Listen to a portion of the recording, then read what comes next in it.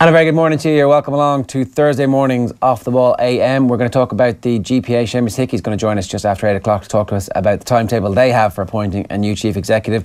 We're obviously going to be reflecting on last night's football action, and we've loads more besides, including some Aintree tips from John Duggan. His eye is in, he says, and after tipping Patrick Reed to win the Masters last week, I think we could all agree his eye is indeed in. Somebody else whose eye is in is Cristiano Ronaldo.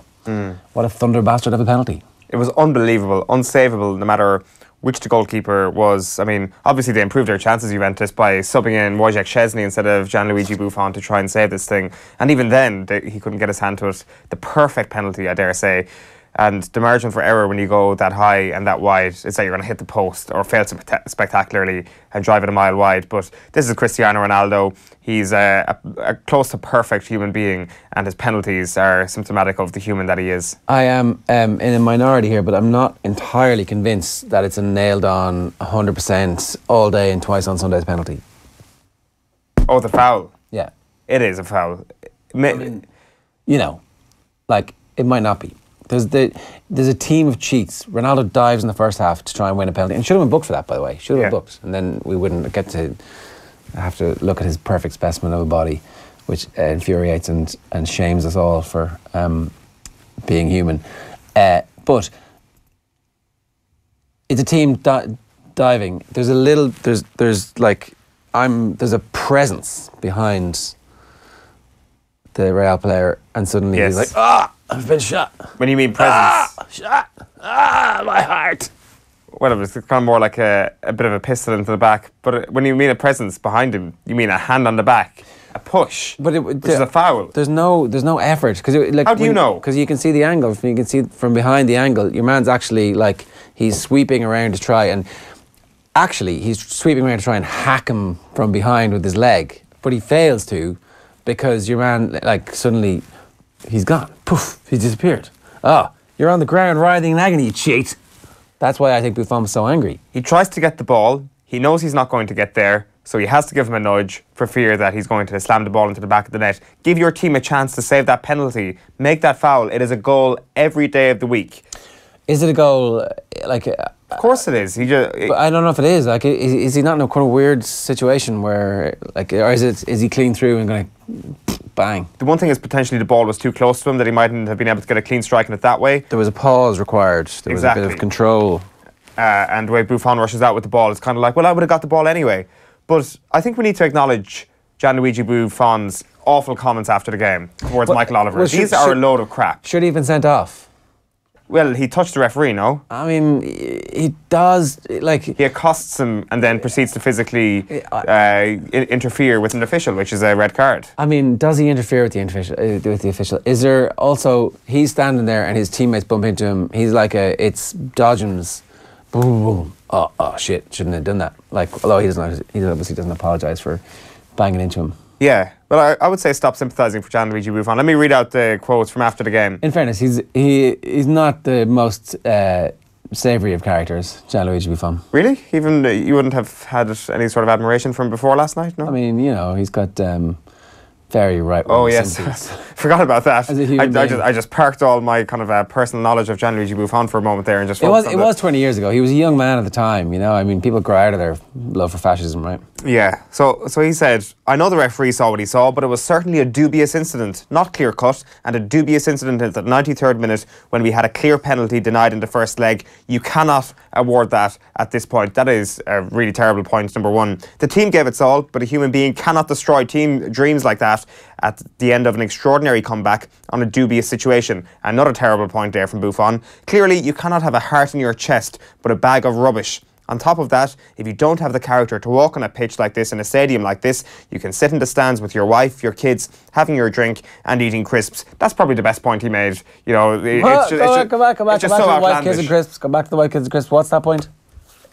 It's also a terrible point, but it's probably the best of the 3 points that he made, saying that if you can't handle a game like this, then go sit in the stand. That is true, but I don't know why you're bringing that up. Your wife, kids and crisps. To say that you cannot destroy English, dreams like that. Salted crisps, by the way. Yeah.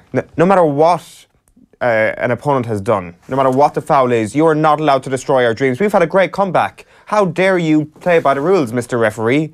Englishman coming over here. No wonder there's no English people refereeing at the World Cup this year. This is why it's people like you, Michael Oliver, who crush dreams. You have no heart. He'll be you there. actually judge things with your head. What sort of official are you? He'll be there, won't he? No, there is no English officials no English referees at the World Cup, okay, certainly. there might be third and fourth officials. The rubbish bin where his heart should be. That's the direct translation. Yeah, and also to say, oh, well, we were denied a clear-cut penalty in the first leg, therefore you can't correctly give a penalty in the second leg. What a load of nonsense from Gianluigi Buffon. Like a serious, I don't know. I think his point is that if they were correctly denied a penalty, that there's some kind of conspiracy that they are being, that they've been diddled because it's Real Madrid, and let's face it, Real Madrid get everything. Conspiracy theories. Somehow they've become the accepted face of UEFA. So are you saying that... That's what he's saying. And you said that's fine because... That's what Buffon's saying. He's a conspiracy theorist, so therefore it's completely fine. Well, I mean, we all like a conspiracy theory from time to time, right? Yeah, I guess so. Can indulge that. Like Go on, no. But no, the only reason Buffon's going to be defended is because he is Gianluigi Buffon. And there is this, the big analogy that was made last night, particularly on Twitter, was like, it's Michael Oliver shot Bambi. Like, Bambi can be a dangerous character too. The years have killed people. Bambi had hooves. Bambi wasn't dangerous. Buffon might be dangerous, but Bambi's not.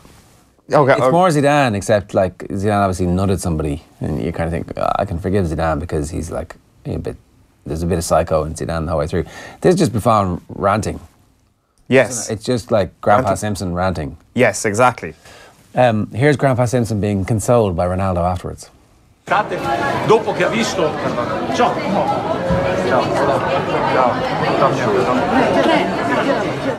Aww. That was it. Yeah, they were kissing. Sorry, for people who are listening to the audio-only feed, which is available on offthewall.com, by the way, if you need to just listen to this and not watch us. Which I'm sure is many a person. Yeah. You can't take our haggard-looking faces in the mornings. It's fair enough. Is Ronaldo a good winner? I mean, not really. He was like, oh, what are they all complaining about? Like, well, it was clearly a penalty. I mean, yeah, I mean, geez, I was always going to score. That was basically his post-match. Yeah, he's like, I'm so humble as he tenses with his top off and staring down the barrel of whatever the fans were. Look at the money that I have spent on making my body look like this. Yeah, and I guess game respects game to a certain extent, and he's a good winner when it comes to commiserating with his opponents that lie on the ground defeated. But other than that, he's not a very good winner. Here's a list of what we have coming up on the show for the rest of today. Our entry tip sometime around 9 o'clock from John Duggan. Frank Greaney, who of course was our courts correspondent covering the rape trial in Belfast, is going to join us at around about 10 to 9 to talk to us about the new evidence that has been released, the stuff that the jury weren't allowed to hear over the course of the duration of the case. We'll talk about Buffon and Ronaldo a little bit later on as well. We'll get the very latest from the GPA. James Horncastle is going to talk to us about if there's any change now to Gianluigi Buffon's legacy. I mean, there clearly isn't. This is just like a little addendum at the end of a remarkable career. But how the hell did Juve actually manage to get themselves back into that game last night? Which may be a little bit overshadowed.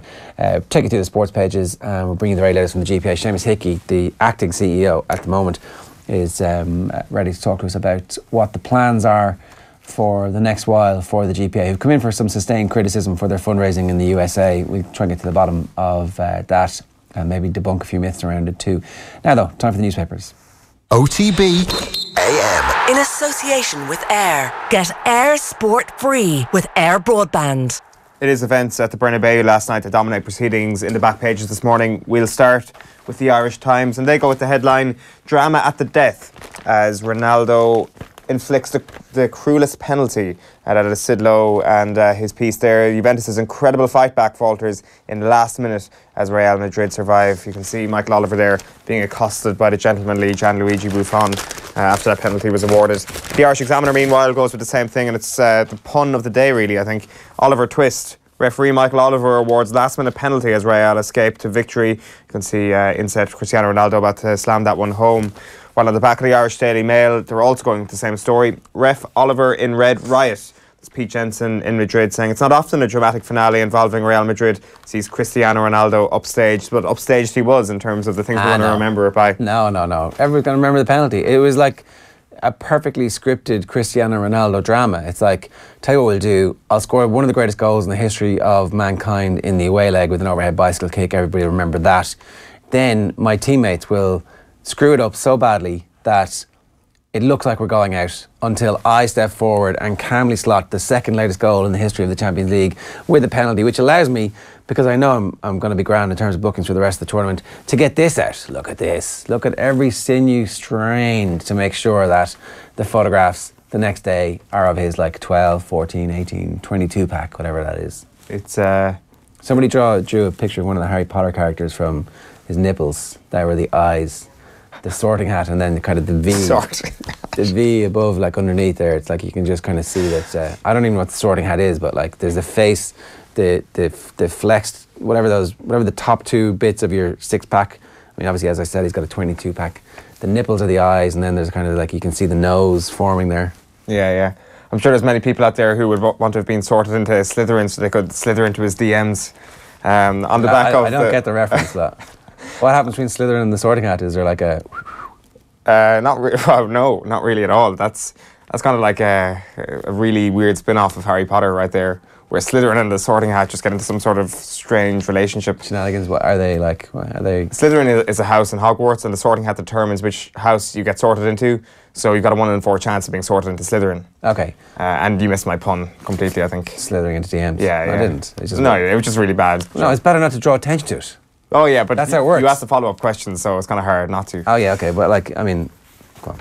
The back of the Irish Daily Star, there is Ronaldo there again with a sorting hat in his chest. Oliver Twist. Chaotic ending at Bernabeu. Chaotic indeed. It was a mental end to proceedings there. And finally, for the time being, on the back of the Sun, it is "You've blown it." Ronaldo's late penalty ruins comeback. And there's a really, I'm not sure if we can bring it on screen there, it's a really awkward hug there, kind of from behind. Is that Marco Asensio trying to hug Cristiano Ronaldo? And Ronaldo's just like, no, I'm too busy tensing, stop hugging me.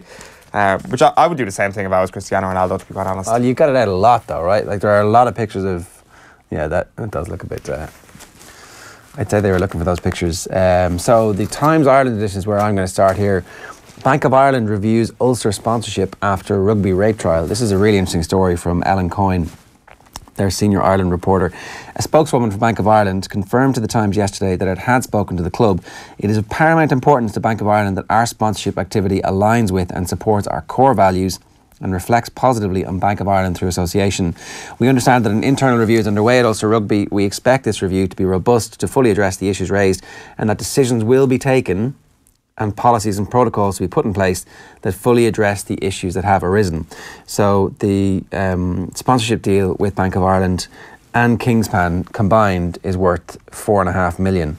That was in 2015 when that deal was signed. I don't know if that's $4.5 million between 2015 and now, or if it's $4.5 million a year. I would suspect it's $4.5 million between 2015 and now, but that's interesting because that's the type of pressure. You can have all the letters in the Belfast Telegraph and you can have all the online petitions that you want, but it's hard for clubs to take that on board as anything other than, oh, that's happening over there. But when your sponsors ring you up and say, can't be having this, what's this? Then all of a sudden it's like, well, this is an immediate impact on my bottom line. So now obviously that goes against what Willie John McBride was saying yesterday on Sean O'Rourke's radio show when he said that the players should be allowed to play. Let the duo play rugby. McBride says that's the back page lead on the Times Ireland edition. And then Guardiola accused of abusive rant. UEFA act over shut your mouth to official, second charge for coaching from the stands. How much coaching was he doing from the stands, really? I mean, that was the whole point. Guardiola, wasn't on the phone, was getting a few messages, not really talking. As you were saying, when they would go down the few steps, maybe that would have looked like they were coaching from the stands, but so... Yeah, well, it wasn't very subtle, though. The camera literally got the coach at the top of the steps, kind of like going, psst, psst, Pep, Pep. Pep kind of turning around, and I'm not sure was he shouting back and not pretending not to see him. Cierra la boca. Shut your mouth. Look at it on the TV. It's a goal and it's a penalty. Shut your mouth. It's a goal. That's what he said at half-time. I can see why he's saying shut your mouth. That referee does strike me as a particularly arrogant man. And he probably just rubs Pep Guardiola up the wrong way. That when Pep is speaking with a referee, he wants you to be silent. He wants you to hear what he has to say. And then maybe you can send him off if you think he's being rude. But I think...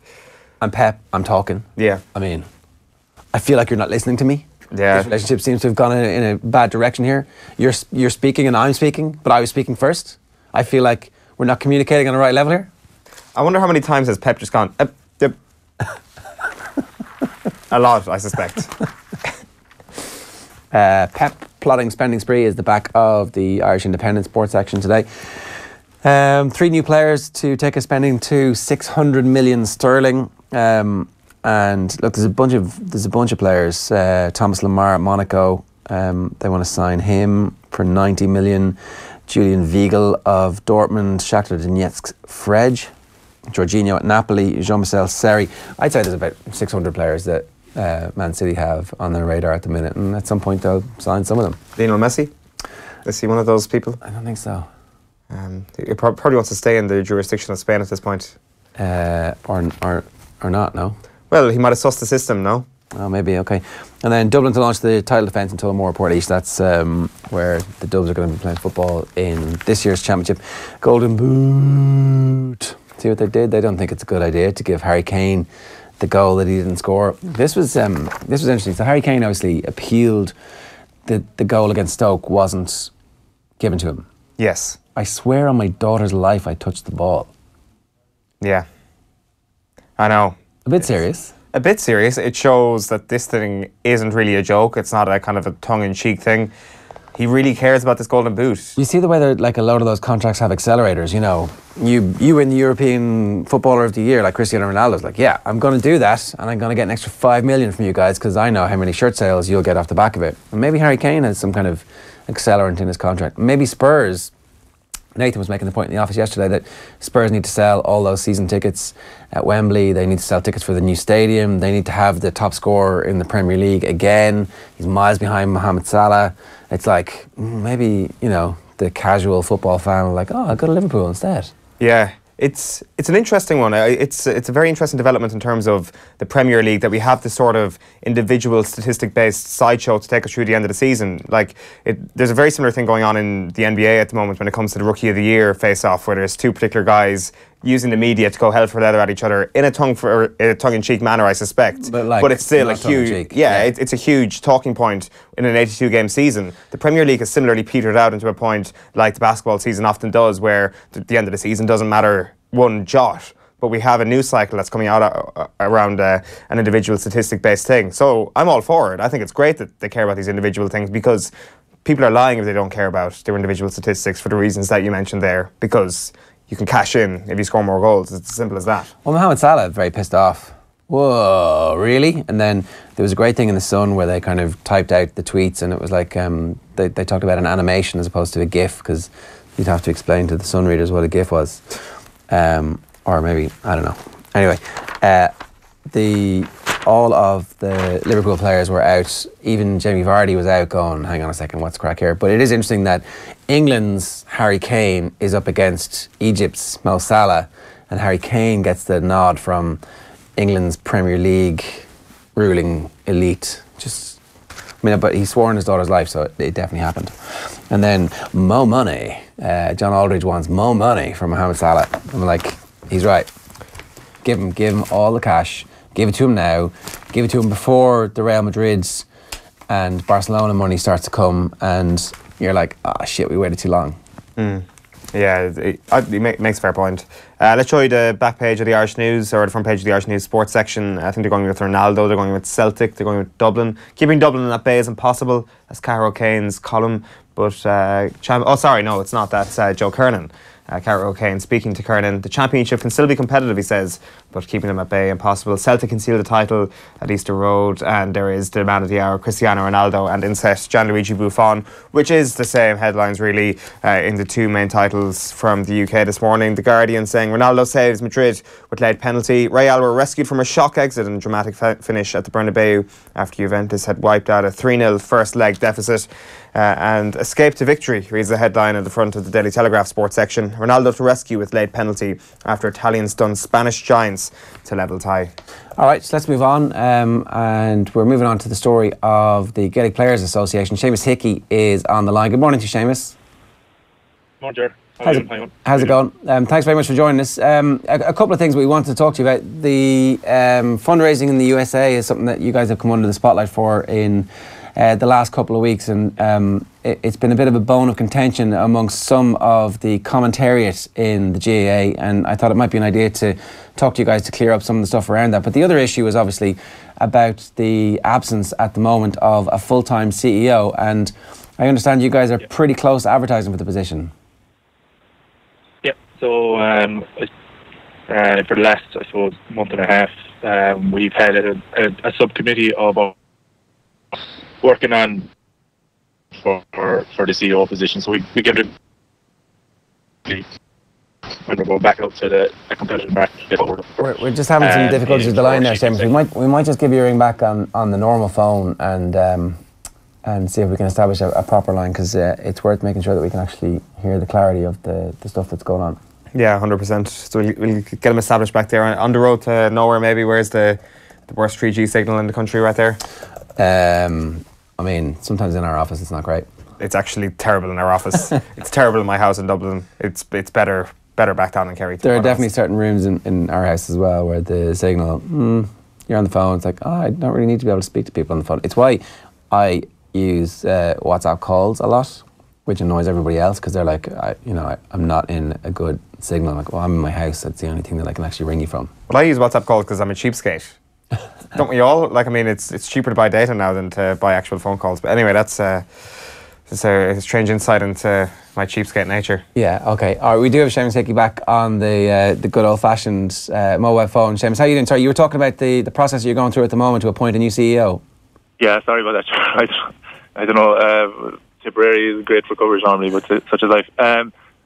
So basically, what we've done for the last month and a half, nearly 2 months, was the subcommittee of our board working on what we're looking for in terms of our next CEO. The advertisement is basically due out now in the next couple of days, and we'll get that process up and running as fast as we can in that sense.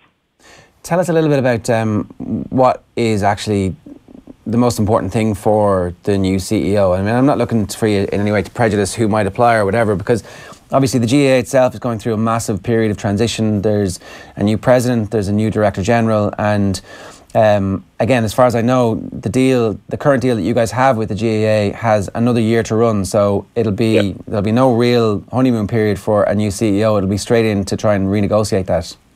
Yeah, pretty much. So basically the most important thing, and it's universal in pretty much all the things we do, is we need someone who knows the players, understands the players, and basically represents the players well. Like you said, I suppose the environment has changed for the GA, the GPA, especially in recent times with the new personnel on both sides. So, we're basically a stakeholder in our games. Our players are hugely important in our games. We need someone who's going to represent them to the best of their ability, and someone that basically is empathetic towards the players, understands them, and represents their interests as best they can. And would you hope that person has a background in playing GA, or is that relevant or irrelevant? What's your feeling on that? So basically that can be twofold. So it can be positive that it's a past player and they fully understand the dressing room. The dressing room itself has changed in recent years, so you'd want to actually refresh yourself. Even me, for the last 12 years that I've been involved in it, the difference in the dressing room that I came into to what I'm in now is entirely different. So even if you were a past player, there is a need to understand the modern player and the modern game and what the pressures are on and off the field for players there.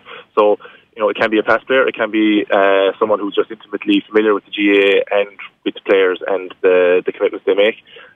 So it can be a positive and a negative to be to be in a dressing room and have been in a dressing room depends on your openness and your understanding of the players today.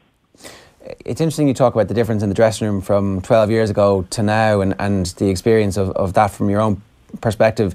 I imagine the players' understanding of the role of the GPA, the lads who are coming through right now who have the advantage of the gains that the GPA have made over the years, there's probably a sense that they take that for granted because that battle was fought and won a long time ago by the original group who set up the GPA. Is there any possibility that the current members, the younger members, don't fully appreciate the situation as it was before the GPA existed?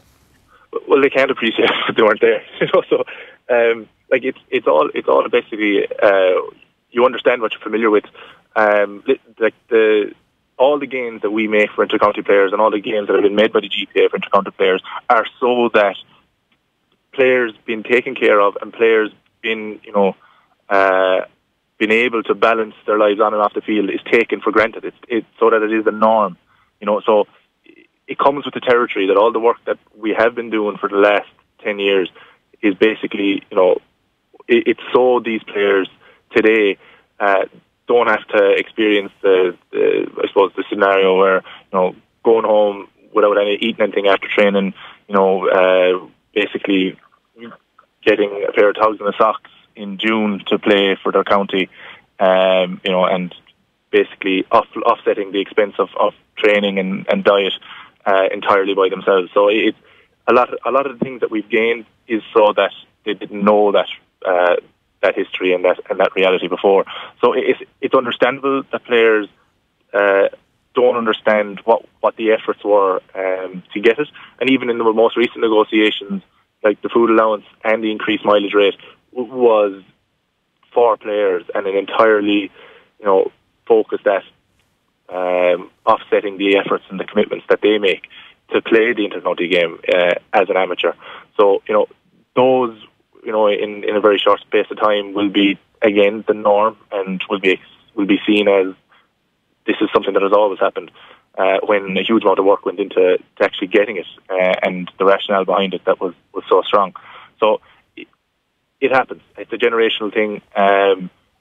Unless you've lived through it, you don't understand it. It's the same in so many different scenarios in life. Yeah, of course. But I guess the difficulty for a representative group like the GPA then is that people don't feel as aligned with the group because the stuff that got everybody together in the first place has been achieved, and then after that, it's that next phase of what the GPA actually stands for and how the players identify with the GPA once the major battle of having that level of respect has been won. And I guess that's what the vision and the role of the next CEO is going to, that's why that role is important. Do you want somebody with a vision who comes and says this is what we should be doing, or do you want somebody who tries to get the players back into some kind of unified group and leverages the power of that group? Both. Not been smart. Absolutely somebody with vision who sees where players and the players' body should be going, but also someone who the players can rally around. It's when you're going looking for the head of your organisation, you have to be ambitious. There's exceptionally good people out there. For me, I feel like the environment is changing so much. We do need someone with vision. We do need someone who can, see where the GA is going, because it is a rapidly changing organisation. See where that's going, and make a strategy before we need it. But to your point, getting players to fully identify and understand the work that the GPA does for them is difficult. So there's 2,300 members of the GPA every year. That membership changes annually because panels change annually. And our communications that I suppose that we focus on, very, very much so, so communications to squads through our reps and through our welfare officers and our player development programs, those communications are so, so important for players to understand what we do for them and why we feel that, all the services that we offer to both in career, business, and life outside of the game are so important for their playing of the game. A happy player is a good player, and it's a mantra that's held by so many players' associations, whether it's the New Zealand Rugby Players Association or the AFL Players Association. Happy players are good players, and it's communicating that message. It's a constant. You can't take a break from it because of the changing nature of our membership. It's something that has to be a constant focus. Are you surprised by the level of vitriol that the GPA faces from within the GAA, from some very high-profile commentators who seem hell-bent on painting you guys as a renegade crew who have taken a large portion of funding, who are poisoning the well from within, if you want. Yeah, I'll be honest. I am surprised. I'm surprised at a lot of the commentary and the rhetoric around the GPA. But listen, a lot of it is from a lack of understanding of what the GPA does. You know, in the past, we have focused almost entirely on communications with our membership. You know, something that we're trying to do a bit more now, and I suppose this is only a small bit part of it. Talking to you this morning is to actually open up and to a wider kind of public audience, a wider GA audience, so that they understand what we do and why we do it. With understanding comes a bit less of the polarised opinion and I suppose more of an informed opinion. You know, it is frustrating sometimes when you do see inaccurate and I suppose, you know, inaccurate reports that don't have the right information assigned to them. You know, for one example, the education scholarships that we give out, we were accused of being biased towards high-profile players. That's not true. It couldn't be further from the truth. Every player who applied for an education scholarship in 2017 received one, and that goes for any player from north and south of the country. You know, so that takes huge commitment to providing the resources to make that happen, so that we don't have to differentiate between players and we don't have to have a tiered system within our membership. We don't want that. It's not something that I believe in, and it doesn't exist. So it's just an example of misinformation and misunderstanding of what we do. You know, it's I suppose part of that is us communicating our message a bit better, us using the platforms that we have to, I suppose, to give people a better understanding of what we do. The thing I won't apologise for is what we do for players and the services we give to players. I'll always feel that there's more we can do for them, you know, I just have to communicate that. When you talked about being a stakeholder as well, I think that's one of the other issues that because the GPA was born from such a difficult relationship with the GAA, there was always an assumption that that was going to be the norm, that, you know, you start in conflict and that's what the relationship with the GAA is going to be. But by becoming a stakeholder and a partner with the GAA, there's that constant tension between what the GPA was and what it seems like you guys wanted to evolve into, which is somebody who's at the right tables and on the right committees and having those conversations with people on some kind of equal footing, or at least as a voice that is guaranteed a hearing. And that evolution, I guess, is also something that probably needs to be explained and teased out a bit more often and a bit more regularly. Yeah, so in terms of that relationship, and like you said, I suppose the effort to get recognised in the first instance was a struggle. It was. And the founders of the GPA had to go against enormous resistance. Basically, you know, a lot of it was fear of the unknown as to what this group of players, or what it means for the games. You know, I think we've seen in evidence the last number of years the positive effect that a strong players group does for the game. The games have only strengthened in terms of the playing of them, and in terms of what players bring to the table. You know, at the end of the day, without them, the games don't happen. But the relationship that has grown and developed from there, it has to be a working relationship that is based on respect. Like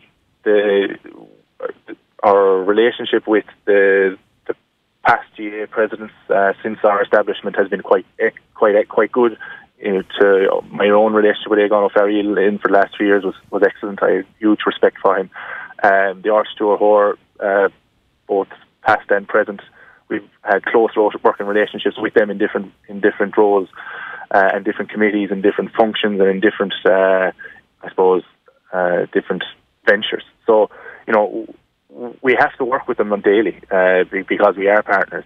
So there has to be a healthy level of respect there. But to that, the other side of that is when we need to act on behalf of players, when players voice a concern or an issue that we have to represent them on, we can't hesitate, and we don't hesitate. And we do communicate regularly with the GA on so many different things that come to us through the players representatives on each squad, through our welfare officer or through our player development group. So it's a dialogue that is constant, and it's something, I suppose, because it's not seen, it's assumed that it doesn't happen, and I suppose the perception of it is not the reality, insofar as, you know, the chummy relationship that people try to portray. There is a good relationship because we have worked really hard at being, you know, basically growing as an organisation and, you know, trying to influence our games for the better. To influence our games for the better, we have to have a good relationship with the governing body, and we have won so many games from our places on committees such as the games and rules committees. You know, so we have had influence. You know, because it's not seen and because it goes unseen. I suppose the perceptions then shift, and I suppose we don't have control over those. The only way we can control them is if we actually talk about it and communicate it a bit better, which is, I suppose, something we should try to do more and are trying to do more. Yeah, like you can't constantly be on the verge of going on strike because ultimately it means nothing and the relationship deteriorates. Just on that kind of point about communication, is there a need for greater transparency? Do you feel like I don't fully understand what the corporate structure of the GPA is? Are you a not-for-profit? Are you a charity? Who owns the company? How does that work? How much is everybody paid? Is it important for those details to become public, do you think? Or do you feel, as a players' body, you actually have the right to maintain a certain degree of independence when it comes to that? Well, so in terms of it's not a secret. So we are a not-for-profit. We don't make a profit every year. We don't have profits. We can't make them.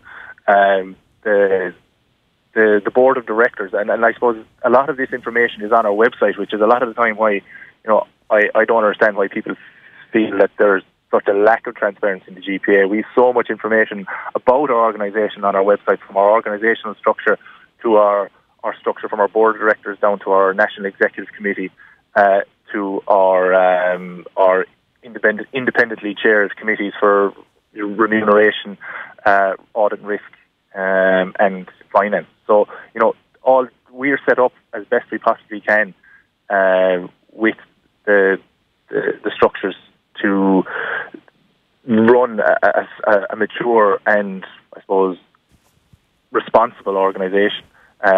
We're aligned to the governance code for charities. So the governance code for charities outlines a number of voluntary regulations that you sign up to, or voluntary requirements that you sign up to as an organisation for the running and, I suppose, the accountability within an organisation. And that goes from the members of your committees, the information that you communicate out about those committees to the membership. We sign up to that voluntary, and we are compliant with the governance code for charities. So it's something that, you know, this is stuff that is easily known and it's easily shared, and it's something like, so most recently we've presented to Ard Corla at the GA all of these, I suppose, all these different aspects of our organisation that people like you just pointed out, Ger, that people don't know how we're organised. You know, we publish our accounts, our annual report held published accounts. You know, we try to share as much information as we can. We've got nothing to hide, and I suppose that we set ourselves up so we don't have anything to hide. And our governance of the association is something that I'm hugely proud of. The development that has come from being a number of founders in a room who fought very hard to exist. Now it's a mature, it's maturing organisation with, you know, structures that equal or are better than a huge number of long-established not-for-profits in the country or even around the world. Seamus, the current agreement with the GEA expires next year, so presumably you'll be at the negotiating table next year with the GEA. And you mentioned the new Art Schurer there a few moments ago. He comes from a finance background, Tom Ryan. He's going to drive a hard bargain no matter what the relationships he enjoys with the GPA. So do you see that becoming any bit confrontational at all, just for the sake of keeping the coffers in good nick from a GEA perspective? Like, listen, so the negotiations the last time round were similar. So, like, we again, we had a very good relationship with the Ulster and the president for the last round of negotiations. But it's basically it's for us to get the best deal that we can for our players, and the needs of the players change so rapidly as the years go on that we have to be constantly listening to them, know what they want, and then represent them well at the negotiating table. The fact, whether it's Tom Ryan, former financial director of the GAA, or whether it was someone who's coming from very much an administrative background in the GAA, they would have the best interest of the GAA at heart, and that's the interest that they'll bring to the negotiating table. It is what it is. One way or the other, we're going to represent our players strong. That's going to happen one way or the other. So these kind of agreements that we signed to GAA, we've two in our history. This will be the third. This is just part and parcel of the relationship we have with them. We're prepared for it. We know what we're going into when we go into it. One last point, Seamus. The issue of fundraising in the USA has come under the spotlight because you did a recent fundraising event in Boston. Yeah. Just explain to us a little bit about why you guys fundraise in the USA and how that works for you. So the history of fundraising in the GPA. So at the genesis of the GAA or the GPA, we were self-funded. We had a commercial deal with Club Energize at the time, which was one of our main incomes, and we had no official recognition with the GAA. Our founders basically took a kind of a mission over to the USA to raise awareness of the commitments and the role that the intercounty player in Ireland plays in our national sport, the leaders that they are on and off the field, and would say the role models that they are in the communities. So they went over with that ambition, that developed a network of supporters of highly influential people in the US to help fund at the time our players programs and player sports and development, including scholarships.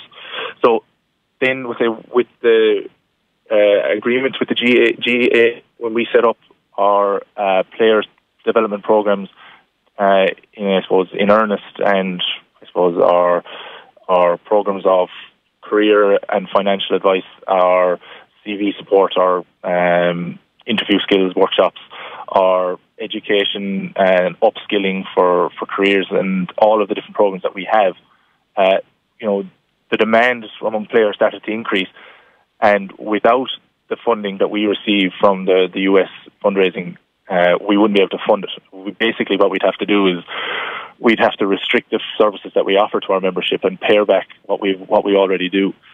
The fundraising effort in the US is essential to some of the I suppose the key programs that we run. The Madden Leadership program that we run is an accredited leadership course by the National University of Ireland Maynooth. It wouldn't be possible without the funds that we generate in the US. We're not over there for the sake of being over there. We're over there with a purpose. All the money that we generate over there is used towards funding our Players Association. In recent years, part of the US funding has been used to support our friends in the WGPA. So we have actively contributed to their running and I suppose the successful growth of their association. So without an independent revenue stream to supplement what the GAA gives us, we wouldn't have the resources to provide what we do for players.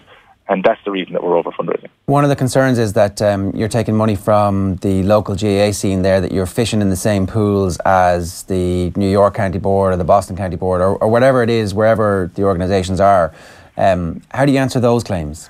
So this is something that we were aware of before we went over there, and the New York GAA were a stakeholder that we got in contact with and developed a relationship with early in our I suppose our ventures into New York.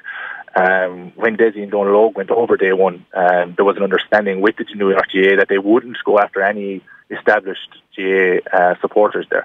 And what they did was target a group of people who wouldn't have been oriented towards GAA, who didn't have a GAA background and weren't established supporters of New York GAA. So deliberately tried to stay out of the same pool as New York GA, and it was something that I suppose it was never understood here, but that was a relationship with the New York GA that we established early and maintain to this day. Our relationship with Boston GA has been very good because of the work we've done around Super 11s and how we've included them in our planning and running of the two Super 11s events we've had in Boston. We have this year again sat down with the North American GA board to explain what we're doing in Boston, to help them understand our activities, what we're doing, and who we're talking to, so that they don't feel that they are being infringed in any way. So it's something that we actually have to constantly communicate with the stakeholders over there. But it's something we do. It's something that we identified early as I suppose it could be a problem if basically the local GA boards took umbrage with what we were doing. So we made those relationships early. Yeah, it seems from what you're saying there that the pool is big enough for all these different parties to enjoy the resources that are on offer in the United States. But at the same time then, the president of New York GA has issued a hands-off warning to a certain extent, not to you directly, but to county boards for 2 years, to tell them to not bother coming to New York for the next 2 years, because he certainly feels that the pool is only so big and it's being affected by these county boards coming over. Well, I suppose especially in recent years, the GPA's presence in New York is going back a long number of years. But I suppose what we did see was a number of county boards and some clubs actually going over and doing the same. It becomes very condensed. But you have to understand that the philanthropy pool in the US is quite large. Again, it depends on the supporters that you're engaging, the people you're talking to. The GA world in the US is finite size. It is only so big. So I fully understand, their sentiments there. And I suppose that's to my point. That's why when we went over initially, it was to endeavour to find a new support base that had no GA ties or connections in that sense. Seamus, last point, just to recap, we should all expect to see the job advertised this week or next week for the new CEO? Exactly that, yeah. So in the next 5 to 7 days, yeah. All right, good stuff. Seamus, thanks very much for joining us this morning. Cheers. Thanks for your time, guys. Seamus Hickey there, the interim acting CEO of the GPA, talking to us about some of the issues that have been raised recently. And look, you can keep your comments coming in. We'll deal with them a little bit later on. Very quickly, Shane Lowry was in the studio yesterday talking to us about the green jacket, how he didn't obviously get to play at Augusta this year. The whole thing is brilliant. It's about half an hour long. Himself and Peter Lowry were in speaking with Joe. But here he is specifically talking about the response to Patrick Reed. I mean, it's disappointing that the guy has the best day of his whole life and then people start bringing up stuff from the past. I think, I don't know the chap very well, but I have had some dealings with him and I've never found anything bad about him, personally. There is guys out there that don't have much to say about him and much good to say about him, but I just find it very disappointing that he's after having the best day of his life, winning the biggest tournament of his career, and people always drag. I was sitting on the couch yesterday and Wendy whips up this article on Daily Mail and she starts talking about it, and I'm just saying to her, I don't even want to hear about what it's about. Was it still about his family? Yeah, talking about his wife, or the headline was something about his caddy come wife, which insinuates she caddied for him before they were together, but that's not true. They were together before she caddied for him. So it's just disappointing that they do that. I've no bad dealings with him, so I have nothing bad to say about him. Here, Shane Lowry, with the old adage, if you've nothing good to say nothing. But actually he's saying some nice stuff about Patrick Reed, that he has met him, and it's been good. Let's move on, because not a lot of people saying a lot of very nice things about Gigi Buffon this morning. James Horncastle, good morning to you. How you doing? Yeah, very well, thanks. How are you guys? Yeah, well, we had a minor debate earlier on about whether or not it was actually a penalty and whether or not it necessitated a red card. But I guess in the cold light of day, it probably was a penalty. And on balance, you've got to send somebody off if you feel like he's laid hands on you. And maybe Gigi Buffon's red card was merited. Look, I mean, I think you have to judge the situation as well. It's the 93rd minute of a Champions League quarter-final.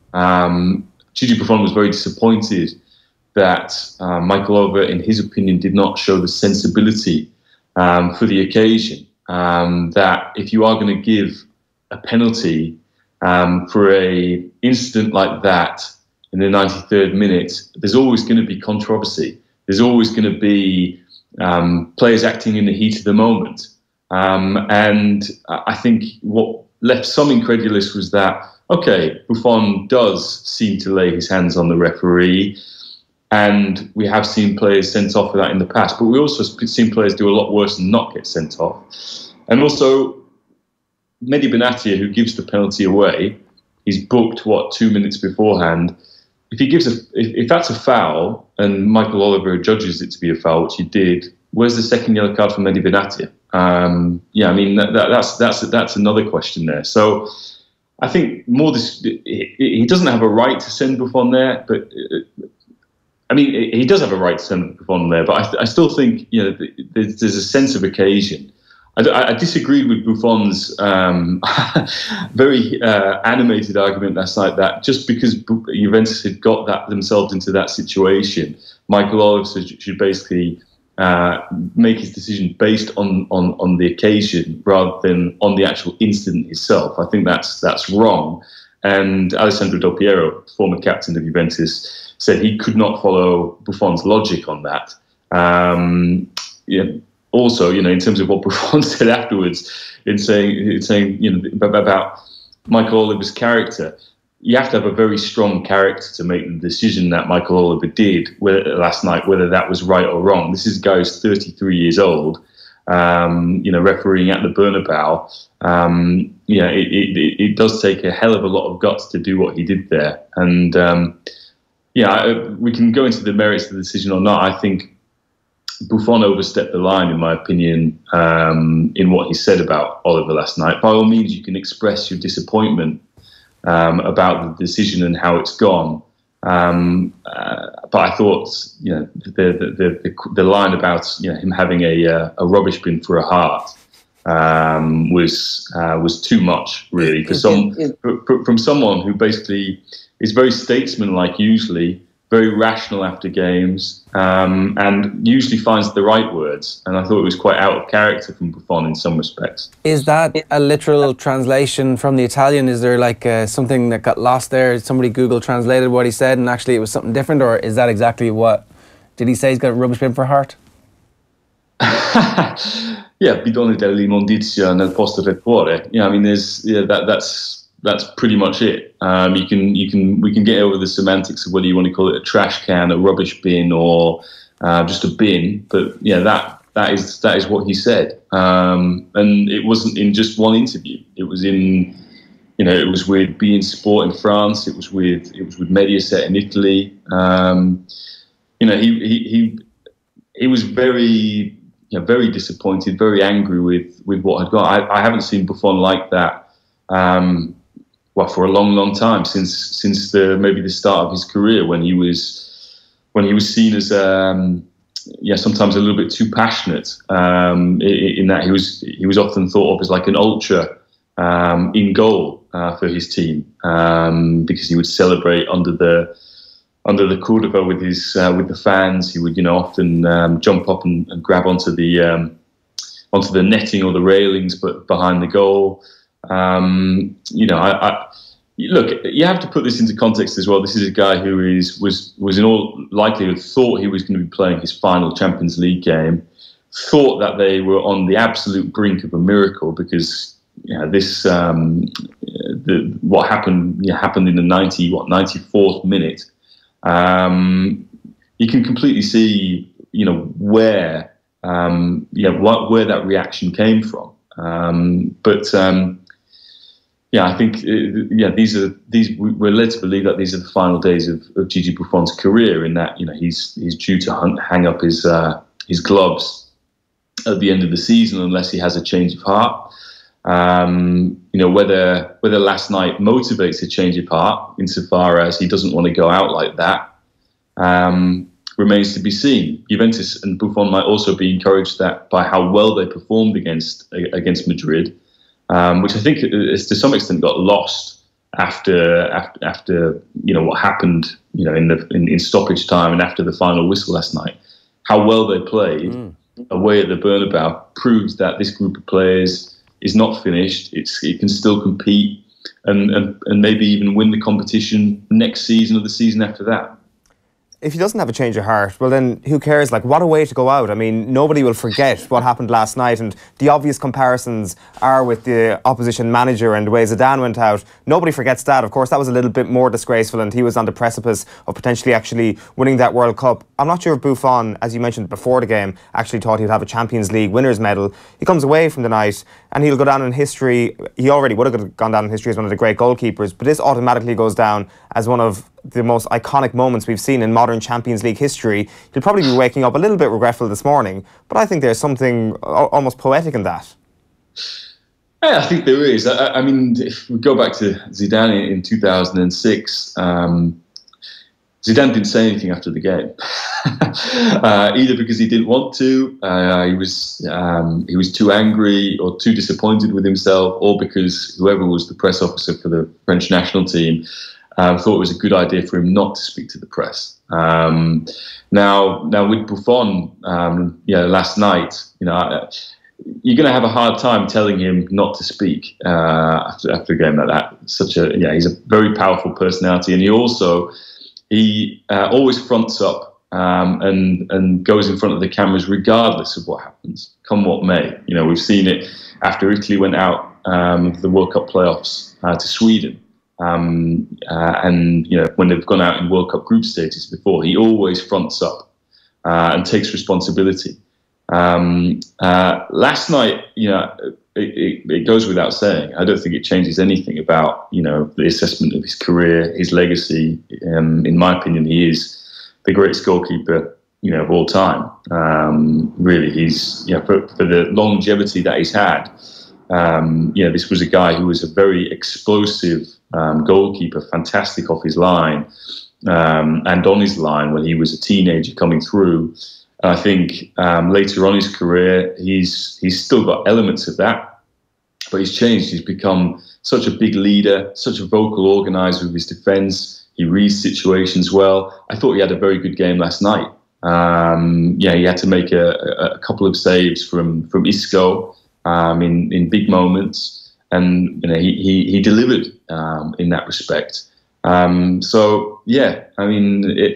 were quite a few little iconic moments from Buffon last night. I mean, when the second or third goal goes in and the camera pans in on him celebrating, wildly celebrating shortly afterwards. I mean, that was quintessential Buffon as well. Yeah. One last question. How the hell did they get themselves back into that game last night? Well, I think they, in some respects, were inspired by what Roma had achieved the night before. It showed them that nothing is impossible, not even against a team, a Spanish giant, which have been really the bogey teams for Italian teams, particularly Juventus, in the last 3 years. They lost to Barca in the 2015 final, Real Madrid in the final last year. I think they felt that they had a point to prove as well, and I thought Allegri got everything spot on, really.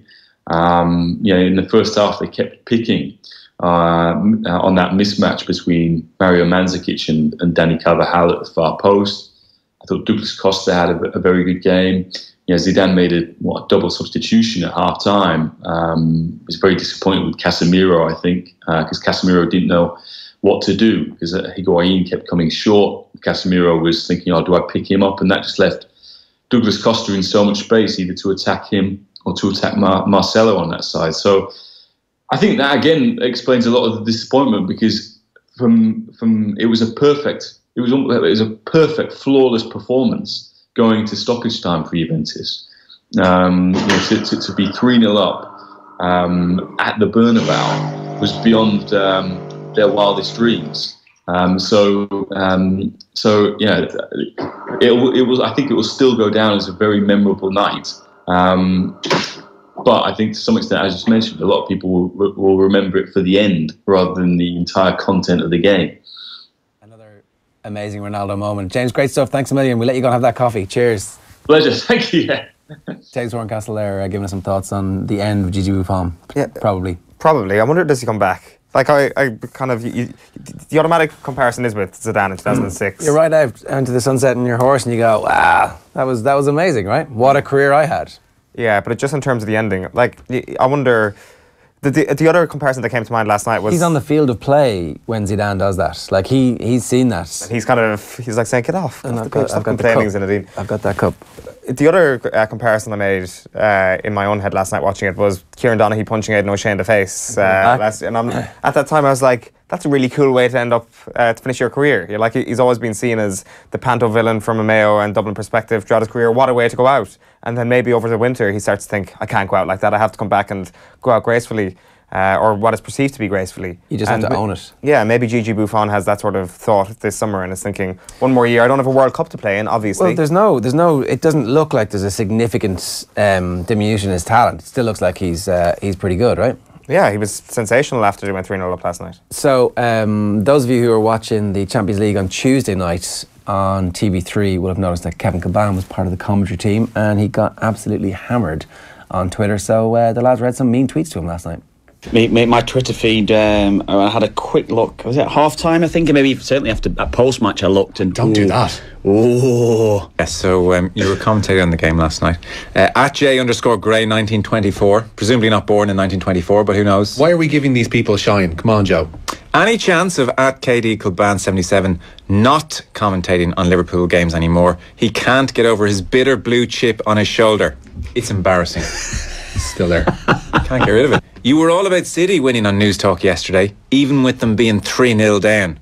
Goes to show you know F all. Your commentary, continues Trev, on TV3 tonight, you were all about Liverpool at the end. So a hypocrite as well. ...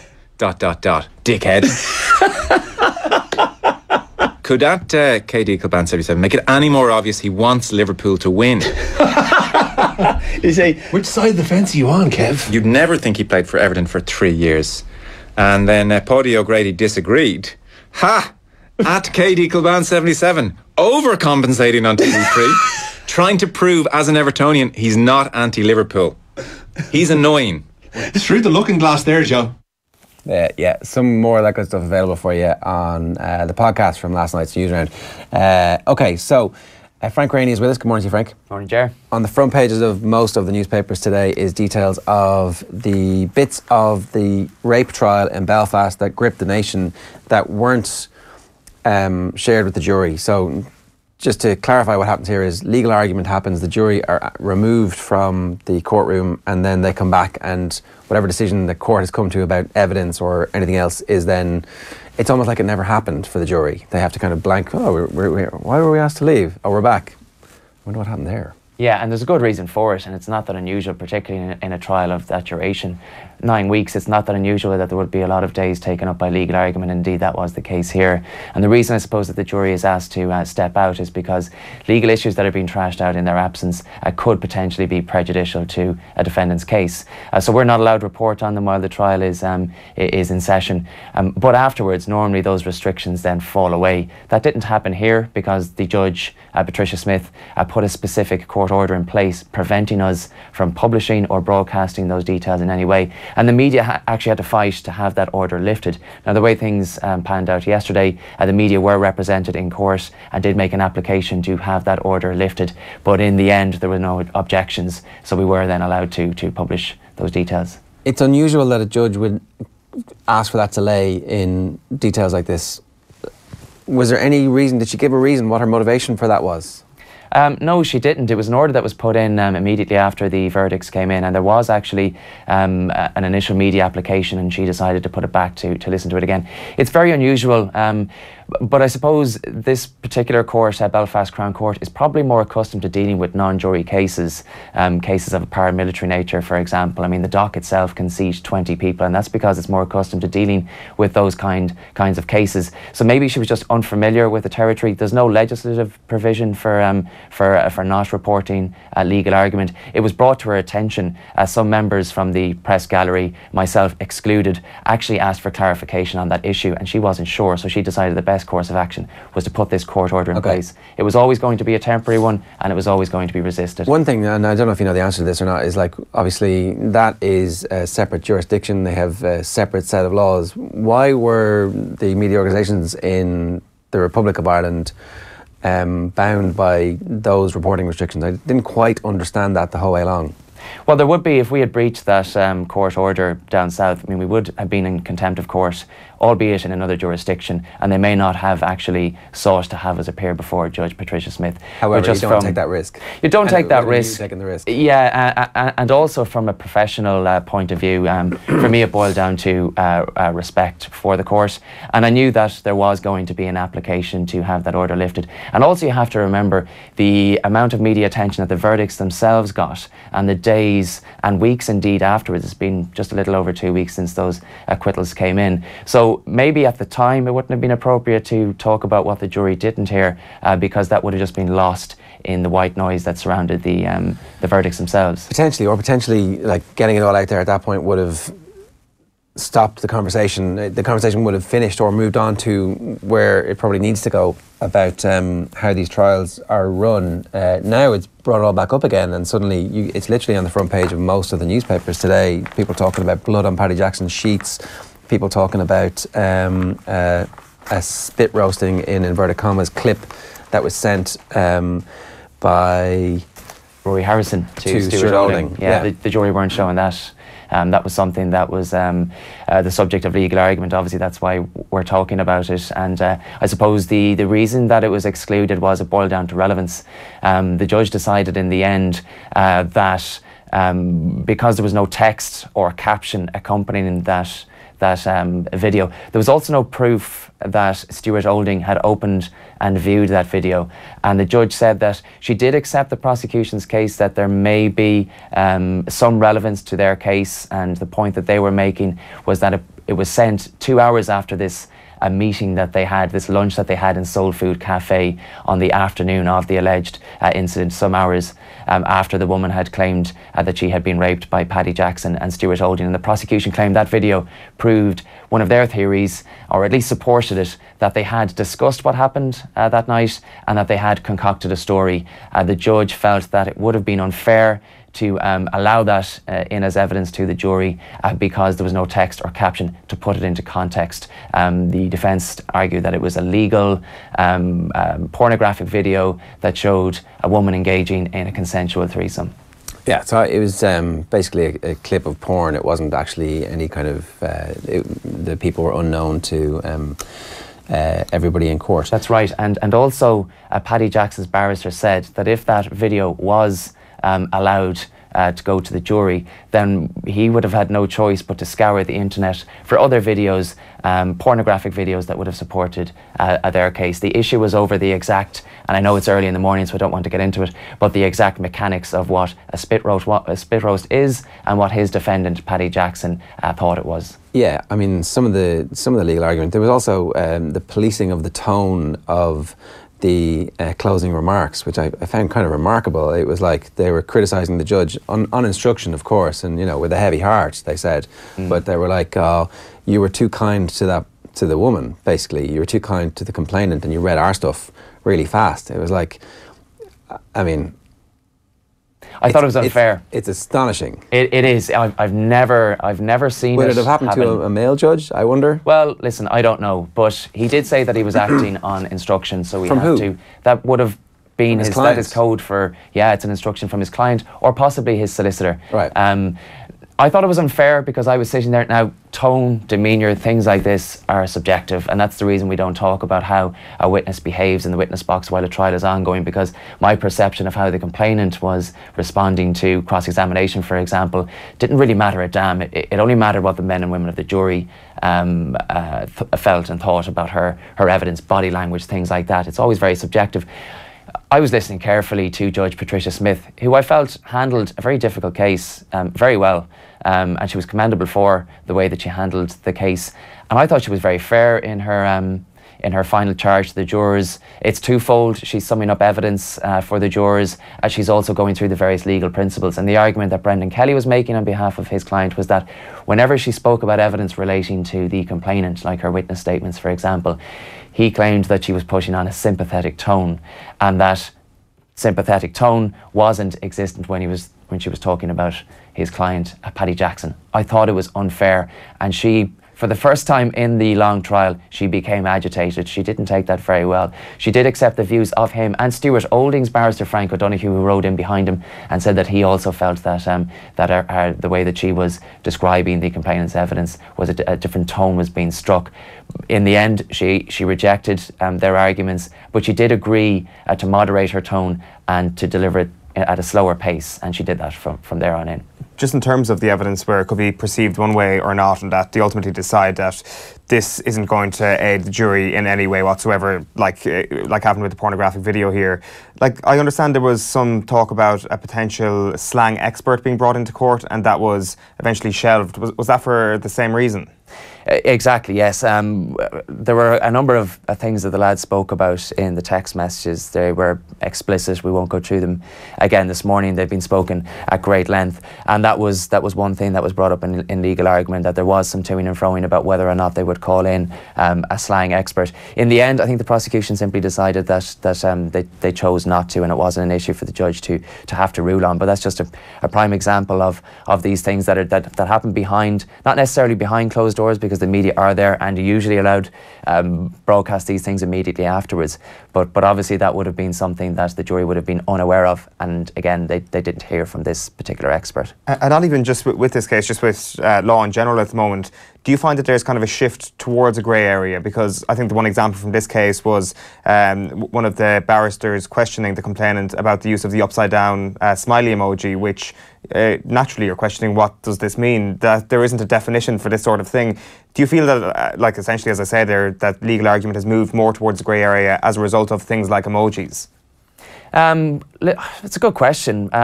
Like, that wasn't something that was actually discussed during legal argument. I mean, one person's perception, and the witness was asked what she thought an upside down smiley face was, because they thought it was actually quite unusual. The first mention to her friend that she'd been raped was followed up by these upside down smiley face emojis. I'll be honest with you, I didn't know what that emoji meant. I don't think that I've ever used it myself, but she was asked about it, and she said it was like when things go wrong. That was unfamiliar to me. The jury were told that in session. That wasn't something that was thrashed out in legal argument. But to speak about grey areas, I suppose like the prosecution would have had to prove its case beyond a reasonable doubt, and a good defence barrister then doesn't have to defend a case at all, because it's entirely the burden of proof is entirely on the prosecution. But I mean, a good defence barrister will raise question marks over evidence, will unanswered questions go into a jury, reasonable doubt. If you lay in bed at night after making a decision and you're not comfortable with it, well, that's a reasonable doubt. And Brendan Kelly in particular was forensic in his handling of the case, particularly during cross-examination, and particularly in his closing speeches, where he went through 16 chapters in his closing speech, and all he did throughout was raise question marks over every single piece of evidence that the prosecution presented. And we'll never know how the jury arrived at its decision, but clearly they weren't convinced that the prosecution had proven its case beyond a reasonable doubt. Obviously, one of the jurors had taken to Broadsheet, the comment section of Broadsheet, in the aftermath of the trial, and is there any further developments on what's going to happen with that, or was that brought up in court yesterday when this... No, it wasn't brought up in court yesterday, and it's probably, it wouldn't have been appropriate for it to be brought up in court yesterday, because that's now a police matter. It's up to them to investigate. Is it a police matter that you serve in a jury and then you're no longer allowed to, you can't talk about what happened? Because I know, obviously in the States, it's this kind of, it's now this, I'm on the right trial, I'm going to get rich, I'm going to sell my story, and you hear exactly what happened in the jury room afterwards. But in the UK, you can't speak after you've been on a jury? Yeah, not so. This particular juror could be held in contempt of court. So I know that the case is over. That's like, even though the case is over, yes. And I know it has been taken very seriously. Those comments that were made on broadsheet that were taken down. After they were taken down, I understand that there was also some more online commentary from this particular juror just trying to outline her case. And I know she was expecting a call from the police, so it's now in their hands. I suspect that she may just be given, you know, a warning or a slap on the wrist. It may be considered unfair to bring her before the courts, but who knows? They do take these things very seriously. Two other issues. There was blood on Paddy Jackson's sheets that didn't make the prosecution case. The blood was not the complainant's blood. Is that correct? It was described in court as a non-related person. So no, it wasn't. It didn't belong to the complainant. And this was obviously in photographs of the bedroom, which would have been part of the prosecution's case. What happened to those photographs? So the prosecution wanted to show these photographs for obvious reasons, not unusual in any case that photos of a potential crime scene would be shown to a jury. The prosecution wanted to show the photographs as they were, as the room was, as soon as the police began their investigation. The defence took exception with it because of that second stain belonging to this non-related person. Brendan Kelly argued successfully that to show the jury that second stain that didn't belong to the complainant would have been unfair, and he said that it would have been prejudicial to the trial as a whole. The prosecutor, Toby Hedworth, argued that point that I've just made, that the jury should be shown the bed sheets as accurately as they can be, given the fact that there were a couple of days, obviously, before a complaint was made by the woman in question. So the judge actually suggested airbrushing out that second set of stains, so that the photo that the jury would have been shown would have only shown the blood staining belonging to the complainant, and that was agreeable to both parties. One other bit was that there was semen on the crotch of the jeans from Stuart Olding. That bit also wasn't conveyed to the precise landing spot of the semen wasn't conveyed to the jury. Yes, that's right. So the woman's clothes were shown to the jurors, and we heard during the trial, and this was again accepted on both sides, that traces of Stuart Olding's semen were found on all of her items of clothing. The one thing that the jury wouldn't have been aware of, and this is because of something that happened in legal argument, would have been the exact location of those traces of semen, particularly the one that was found on the crotch of her white trousers. And the reason they weren't told that was because Frank O'Donoghue, who represented Stuart Olding throughout, argued that to tell them the exact location would have created an unfair suspicion in their minds. And this was because of something that the jury wouldn't have actually been aware of, this fact, if it wasn't for him being so forthcoming with it, that Stuart Olding was initially charged with vaginal sex. That was dropped just before Christmas, and he stood trial for and was acquitted for a charge of oral rape.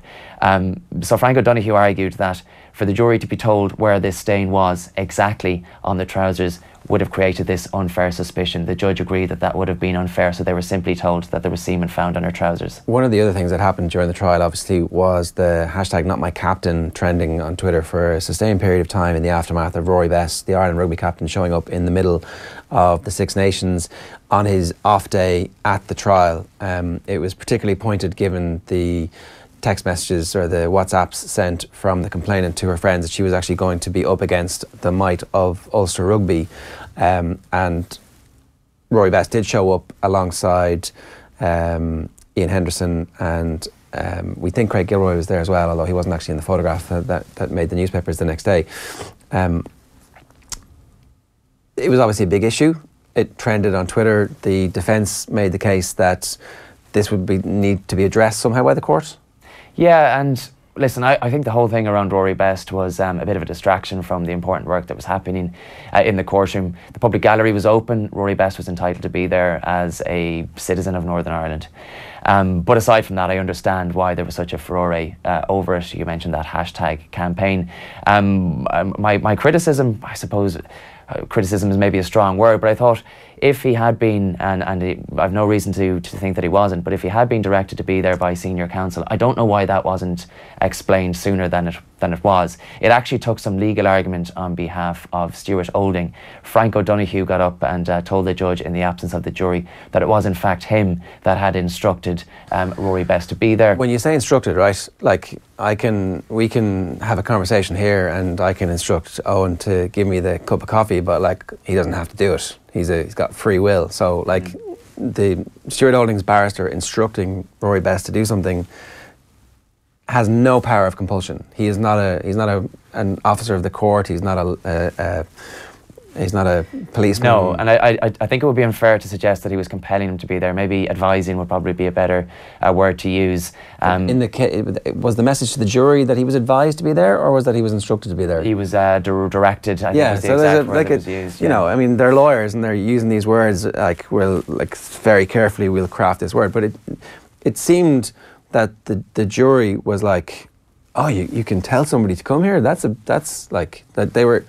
I'm not saying they were misled, but certainly I'm not entirely convinced that it was explained to them in a way that was straightforward. Yeah, that's a fair point. And he did go to great length speaking about the backlash about Rory Best's attendance. And the point, and I suppose what angered him so much was that Rory Best was only ever mentioned as a probable character witness. So was Ruan Pienaar, so was Leah McCourt, an MMA fighter that's quite close to Paddy Jackson. She lives up in Northern Ireland. Neither of those gave evidence either. And the concern that Frank O'Donoghue was making, and the reason he wanted to clear the air, I suppose, in some way with the jury, was that he was worried that what happened with Rory Best and the backlash that his attendance received on social media and elsewhere was that it would dissuade character witnesses from coming forward. We don't know why Rory Best decided not to give evidence in the end. It was never confirmed that he would give evidence. None of the character witnesses were confirmed. The jurors were simply told at the outset that they may hear from the likes of Rory Best and Ruan Pienaar and so on. So we will never know if other character witnesses were dissuaded. That's interesting. I didn't realise that. So at the start, when the case is being laid out, the defence case lists out the people who they might at some point offer as character witnesses. And it's after that that Rory Best appears in court, and it's after that that the legal argument happens, where it's decided that the jury are then told that he was directed to be there.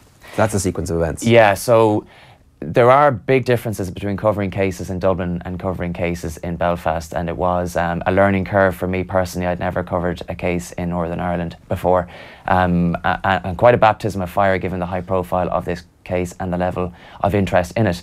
At the beginning of the trial, and this would also happen in Dublin, potential jurors, this is before they're sworn in, the jury panel would be told a list of witnesses, police officers, anybody that gave evidence during the trial. The jury would have been given their name initially, and they would have been advised not to sit on the jury if they knew any of those. That makes sense. If they knew the lead investigator, for example, it wouldn't be right for them to sit on a jury because they could potentially be influenced by it. Brendan Kelly then took to his feet after the prosecution had listed the 30-odd witnesses that they planned to call, and he told the jury panel that they may, and that word proved to be crucial, that they may hear from the likes of Rory Best, from Ruan Pienaar, from Leah McCourt. Others were mentioned, others did give evidence, most didn't. So it's not that unusual, and then jurors would have indicated if they knew any of those people, and they obviously wouldn't have sat on the jury. So it's not unusual that that information would be relayed to them. The legal argument then would have obviously taken place in their absence. But when Rory Best and Ruan Pienaar's names were first mentioned, it would have been, I suppose, technically at a pre-trial stage, which we cannot report on. Right. So we had a question ourselves in the press box. Can we now say at the very outset that Rory Best may give evidence? And the general consensus was no, that there could be a difficulty, that we could potentially be held in contempt. So there was no court order put in place, but the media decided that it was probably best not to mention the fact that those we mentioned.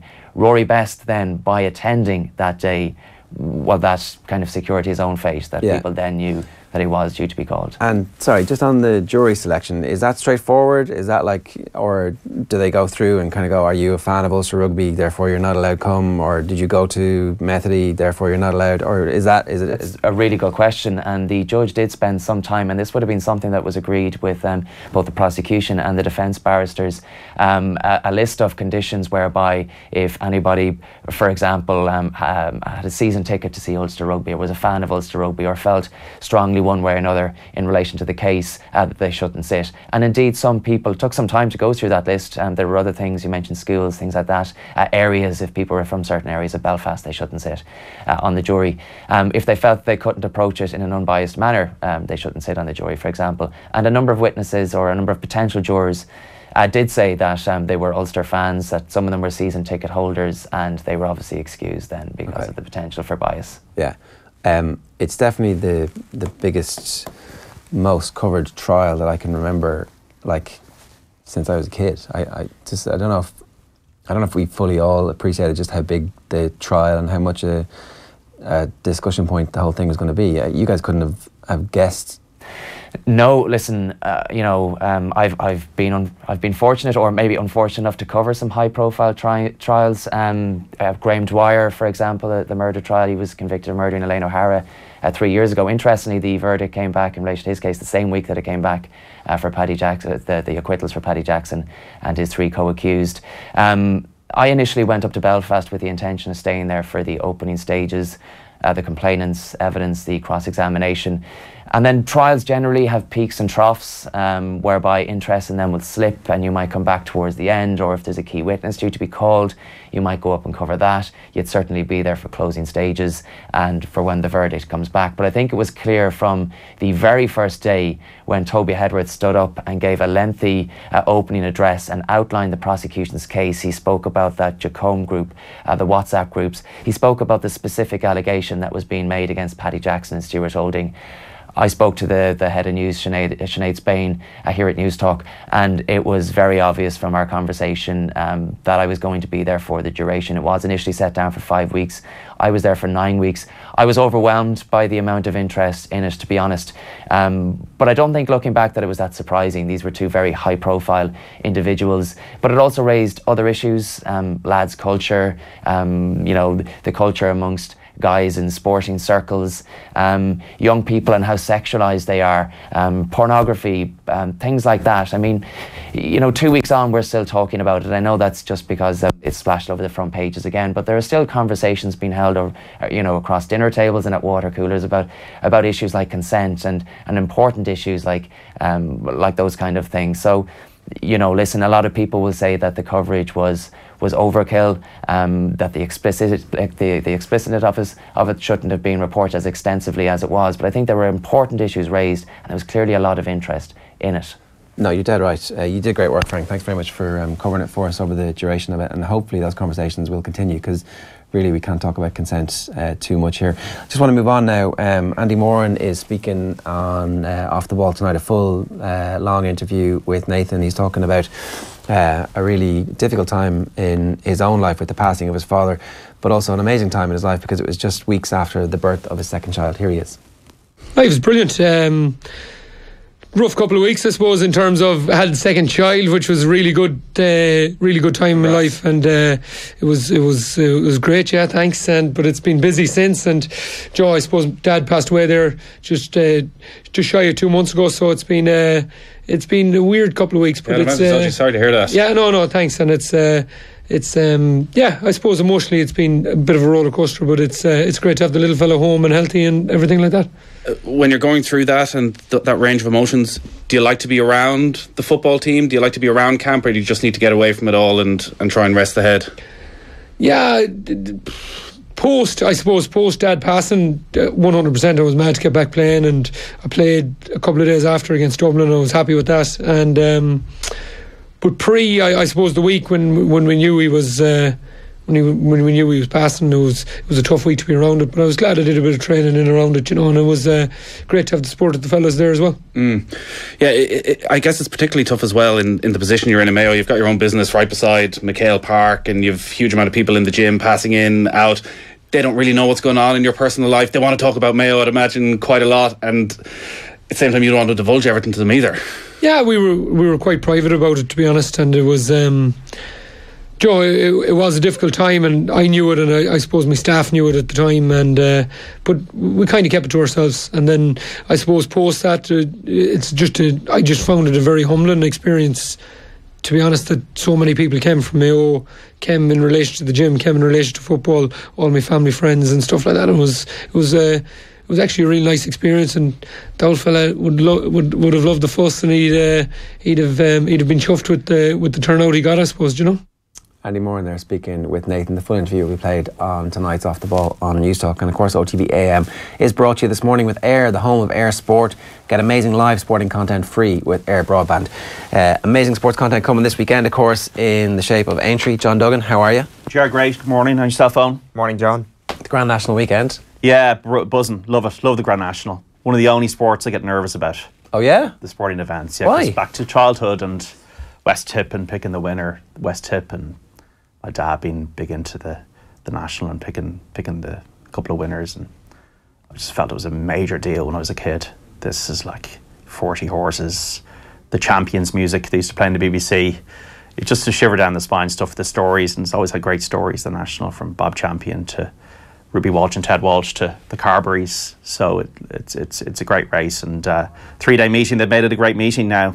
That's the thing, right? Because we're going to get your national tip, I think, properly on tomorrow's show. For years, it was just the national. Yes. And the racing was kind of like, it's a piss up, effectively, like around it. Everybody goes to Aintree. Must be great. It's like the Kentucky Derby, basically, decadent and depraved.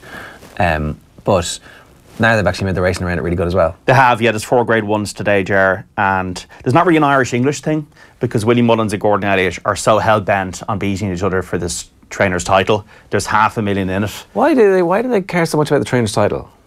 It's about being top dog. There's no money. There's no like massive prize for it, is there? Or is there? No, well, obviously there's a lot of money. You've already made the money accrued along the way, but it's about being the best. It's about being like, the champion trainer, the champion jockey. As Tony McCoy was so obsessed about winning the champion jockey 20 times in the UK. So they put everything into Punchestown. Everything they have that's good is running in Punchestown, apart from the national. Willie has Total Recall in the national. If you remember the Arnold Schwarzenegger movie on Saturday, and Gordon has Tiger Roll, who I think has been popular in this office. So that's the national on Saturday, but they don't really have anything today. Super Sunday runs for Jessica Harrington in the Aintree Hurdle. That's probably the biggest chance of an Irish winner today, but they've avoided the whole meeting. So it gives the likes of Nicky Henderson and Paul Nicholls chances to do something and to win a good bit of prize money. Okay, so when you're looking at a meeting like this, are you looking at individual horses in a race over distance? Are you looking at yards and how a specific yard is doing at the moment? What's your how do you break down? Process, yeah. Well, the first thing I'm looking at is there's 27 days this year between Cheltenham and Aintree. That's an extra week. But if I looked back at the whole of the Cheltenham meeting, and the ground was really, really soft and difficult to get through. And I'm wondering how much of a mark that will leave on horses. So, for example, today I'm quite cautious about my staking plan. The other thing about Aintree is it's nothing like Cheltenham. Cheltenham is a track with lots of hills and undulations. Aintree is a flat track, so it generally suits speed horses better. The ground, I just retweeted Mick Fitzgerald at John Duggan Sport, and he's just walked the course. The ground is slow. And if you ever remember that Red Marauder race back in 2001 with his 2 finishers in the national, 2 finishers, when it rains in Liverpool, it can get quite deep, the ground. So even though it's a flat track, it can take a bit of getting. But what I'm interested in terms of what I'm looking at staking plan, is fresh horses that might have missed Cheltenham, being kept fresh for this. And that's what I'm looking at today, because I don't know how much Cheltenham has taken out of certain horses.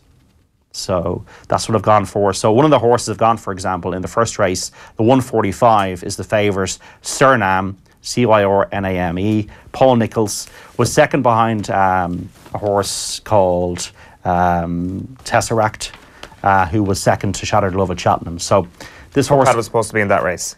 Yeah, excuse me. And Footpad isn't in the best of well-being at the moment. But Cyrname has missed Cheltenham, is a fresh horse, sometimes jumps out to the right, but is an improver, and the form has been frank to Cheltenham. So I think at 9-4, I think that's a very good opening bet. Cyrname, yeah. That's one of the 3 I picked today. Okay, so Cyrname 9-4. What else we got? In the second race, this is a juvenile hurdle. Apple Shakira ran disappointingly at Cheltenham. was the rage all winter. Once again, what will the impact of that race be on her? She ran very free. She's got a hood in her today. But we have a dream. I'm not going to have a bet in this race, but I'm going to pick one. We have a dream with Daryl Jacob in the saddle. Once again, has been kept fresh for this. Has won its last 4 races. I think that's a solid proposition. We have a dream in the second race. That's the juvenile hurdle. We have a dream around a 15 to 8? Yeah, that's 15 to 8 shot, yeah. The Betfair Bowl, or the Betway Bowl rather, it's called now. It's almost like the Gold Cup of Aintree. So it's 3 miles and 1 furlong. Might Bite, who was the King George winner, was looking like the Gold Cup winner before Native River did him up the hill at Cheltenham. The soft ground maybe didn't suit him, and maybe the soft ground, not as soft possibly as Cheltenham today, and has a furlong less to travel. He won over the course and distance at the meeting last year. Nicky Henderson, his trainer, says he's come out of the race well. I think he's 5 to 4 on favourite, but I definitely think he's the best horse in the race. The only horse that'll beat Might Bite in this is himself if Cheltenham has taken too much out of him, because the Gold Cup was pretty much about 2 horses and the rest of them were nowhere. Yeah. So Bristol Demai, the top one, has had a wind operation. Will love the ground, but sometimes cannot be the most fluent jumper. I'm not so sure about him. Double Shuffle ran well to be second at the King George, but probably prefer better ground. T for 2 won the race last year, but I think it lacks a bit of class. To me, every time I look at this, Clande's Oboe is fresh. You can give him that, but doesn't have possibly the class of Might Bite. Might Bite to me is the best horse in the race. If Might Bite does himself justice, he wins. How short are we talking? We're talking odds on 5 to 4 on. Not a betting race. You're not going to be like going in there with your big bucks to be putting on Might Bite. It's a race to watch, but I think he's a likely winner. It's hard to see anybody putting lots of money on an odds on chance over 3 miles in a furlong. Like, you'd be like, oh my God. Well, after a long season. Minutes of... Yeah, you really want to be a risk taker, be doing that and living on the edge. And maybe some people like to do that, but I wouldn't advise it. Don't do it. Scream. Well, I've never seen that. The thing about Cheltenham was that, like, so many of those races were so close. Like, and lots of hard luck stories. But even the Irish National, like, there was a blanket finish with about 20. How the winner of that? Almost, yeah. Of course he did. We didn't. But yeah, it's been a long season. I mean, there's been a lot, there's been a cat winter in terms of ground, and that's what makes me a little bit cautious and more interested in horses that have not run in a while, like Suriname. And is there no counter argument that they dealt with the ground well very recently, and so modern science is great, that they'll basically be rested, put in cotton wool, and get back out and they're battle hardened and ready to go? There's a horse later on called King's Socks, who did run well at Cheltenham. This is in the 440. He's a 4 to 1 favourite. He had great form with footpad in France. David Pipe trains him. Now, he hadn't had that many runs, and he ran well at Cheltenham before fading over a longer distance. He's coming back in distance today. He jumps well, and I think he's a horse that can actually improve from Cheltenham. So in terms of getting your point there, that a horse that can actually transition well from Cheltenham to here under a shorter trip. I don't think the race might have taken that much out of him at Cheltenham because he travels so well. So King Socks in the 440 will probably be my second bet of the day, as well as Suriname. In terms of the Fox Hunters Chase, that's the 405. There's a really good story, actually. There was a British Army captain called Guy Disney. Obviously, there's a great name, like a Disney story, but he was attacked in Afghanistan in 2009, lost the part of his lower leg, and is the first amputee to ride over the fences. Right. So it's a great story. He won a big race, I think, at Sandown last year. He's on a horse called Gallery Exhibition. But this is the only race today that's raced over the Grand National fences. So we'll get an indication or a sense of how deep the ground is, how many fallers there are, and we'll just get a bit of a taste for what's going to happen tomorrow in the Topham Chase, and obviously Saturday in the big one. The one I've gone for here is number 7, Eddie's Miracle. Eddie's Miracle is ridden by Barry O'Neill, who is the champion point-to-point rider in Ireland. So that's an interesting booking. One of the only horses in the race to have won last time out, Eddie's Miracle. And I think I backed him last night. He's 22 to 1. Oh, right. I think he could be in the first 4 or 5, Eddie's Miracle. He won well last time. We like those odds. Those odds aren't bad. The Aintree Hurdle I don't like. I think Super Sunday even money favours is too short. I'm not so sure if the ground will suit him. He's had a long season, but I couldn't really find anything against him. A lot of the tipsters have put up a horse called Cyrus Darius, number 3, who has course and distance winning form about a 14 to 1 shot. And then the last race is the Mayor's Bumper. Once again, There's a horse called Relegate, won at Cheltenham with Katie Walsh. People might remember that. Yes. The horse that was second to her earlier in the season, Getaway Katie Mai. John Queally trains it in Waterford. This horse is the 11-4 favourite. Jamie Codd is in the saddle, and obviously it pays to have a really good jockey in this, so she's a worthy favourite in that. Just one last question. When it comes to these short price favourites, do you rather seeing them go into a race like this with softer ground or harder ground? How does that affect? Because like the cliche is, oh, I would never bet big money on a short odds horse because they're jumping over fences. Anybody can fall at the fence. Are you more likely to fall with softer ground? No, I think falling or not falling is all about technique of your jumping. And I think like Footpad, for example, at Cheltenham was a soft ground horse. I'd no issues with his jumping. It's whether Ruby Walsh would get the tactics of the race right, and he got them spot on. So I'm not necessarily concerned about the ground. I'm more concerned about the horse's form and the horse's fitness and the horse's technique. So the three I've gone for today, just to repeat, Suriname in the 145. I'll put these on offtheball.com. I'll put a preview up in the next hour or two. That's the first one, Suriname. The second one I've gone for is... Might Bite or King Socks? No, King Socks, yeah. That's in the 440. King Socks each way in the 440. And the outsider each way is Eddie's Miracle in the Fox Hunters Chase at 22-1. But it's a case of I'm cautious about the ground. I'm cautious about freshness of horses. That's what I'm looking for today. And that'll probably inform my punting a lot better for tomorrow and for Saturday. Okay, so today's the day to learn. Today's the day to learn, yeah. It's not to be waded in today. Yeah. All right, good stuff, John. Thanks very much for that. Check out offtheball.com a little bit later on for that full preview. Tomorrow, amazing show for you. Dave McIntyre is co-presenting, Johnny Ward co-hosting, Kenny Cunningham in studio, Alan Quinlan in studio, and John Duggan in studio. So it's an absolute gangbuster show from 7:45 a.m. tomorrow. Owen is going away, gallivanting on holidays. Do you want to tell us where you're going? Going to watch some NBA.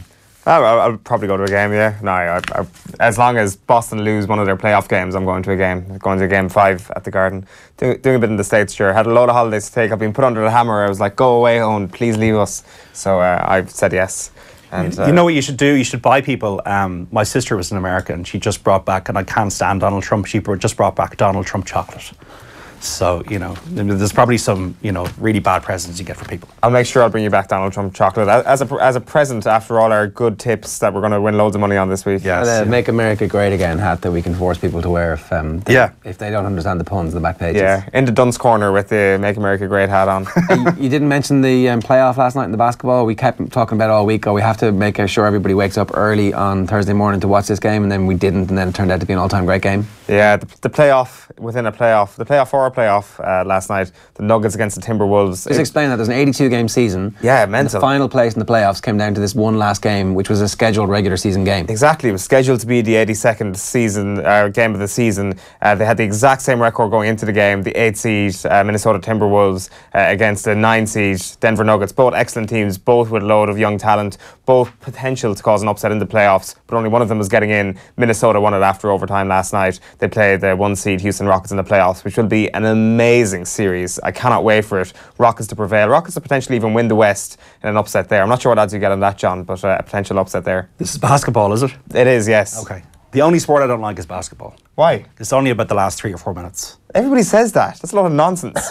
How do you rack up 80 points in the first 3.5 quarters if it only comes down to the 3? Anyway, getting too exercised about that. We'll have that debate some other time, John. I've ruined your dream. When you come back from your holidays and you're a big hammer. Right, the Keith Andrews Show is up this afternoon at 12:30, and it's a doozy. It's the Hunt brothers. Stephen is in studio, Noel's going to be on Skype, and Keith is going to be refereeing, so make sure you join us over on offtheball.com or on youtube.com/offtheball, where you can subscribe for all the goodness. We'll see you tomorrow, bright-eyed and bushy-tailed. Great show with Nathan, obviously, and that Andy Moore interview in full on tonight's Off the Ball with John Giles as well, so make sure you tune in for that. Good luck. OTB AM. In association with Air. Get Air Sport free with Air Broadband.